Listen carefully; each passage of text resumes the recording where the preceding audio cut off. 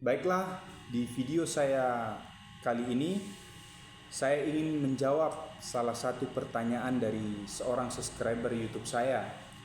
Ia bertanya kepada saya mengenai kasus yang sedang viral belakangan ini, yaitu kasus Vina Cirebon. Yang dimana saya bacakan ya teman-teman, ini pertanyaannya. Bang, bagaimana pendapat abang mengenai kasus Vina Cirebon? Apakah ada pandangan untuk mengungkap kasus itu? Jadi yang pertama yang perlu kita pahami dalam kasus Vina ini, kita harus percaya kepada penyidik bahwasannya penyidik mampu untuk mengungkap kasus ini, karena hanya penyidik atau pihak kepolisian yang berwenang di dalam menangani dan mengungkap kejadian kasus Vina Cirebon tersebut sebagai penegak hukum. Tapi kita berharap juga bahwa penyidik dapat melakukannya dengan benar dan tidak menyalahi aturan yang ada. Karena pada dasarnya ada andagium hukum yang menyatakan lebih baik membebaskan 1000 orang yang bersalah daripada menghukum 1 orang yang tidak bersalah. Itu ya teman-teman. Kembali ke konteks kasus tersebut, kasus pembunuhan.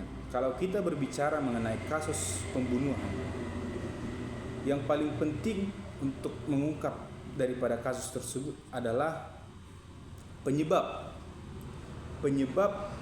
kematian, penyebab matinya korban. Itu nanti para ahli yang menentukan.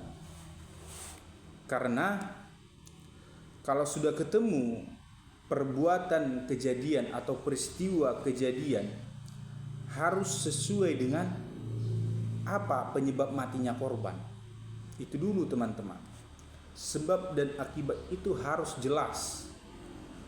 Rangkaian kejadian dan matinya korban, penyebab matinya korban, itu harus sesuai. Jangan nanti misalnya nih, matinya korban karena dipukul katanya, tetapi pada faktanya di tubuh korban tidak terdapat luka pukul seperti memar atau luka bekas pukulan.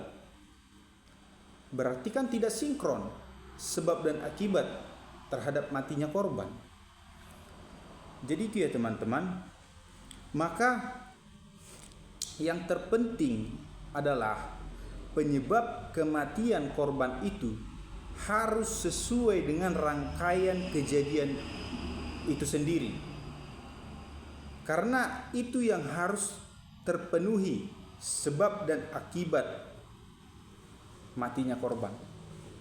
Jadi itu saja yang dapat saya jelaskan dalam video saya kali ini untuk menjawab pertanyaan dari seorang subscriber tersebut.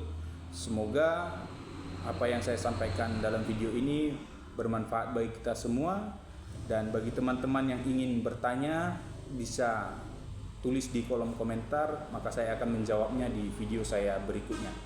Terima kasih.